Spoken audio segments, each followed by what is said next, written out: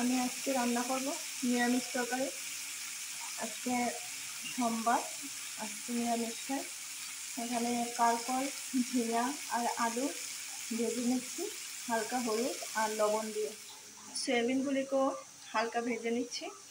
এগুলির মধ্যেও হলুদ আর লবণ দিয়েছি অল্প।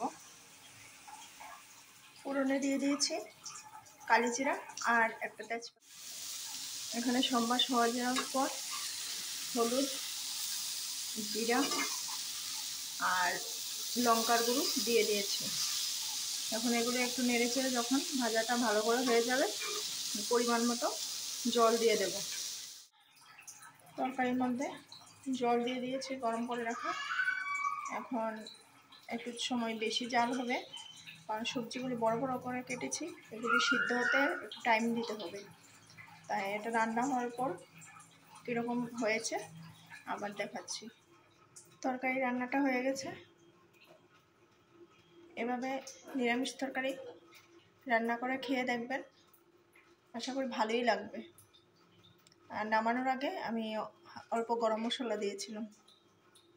টাটা।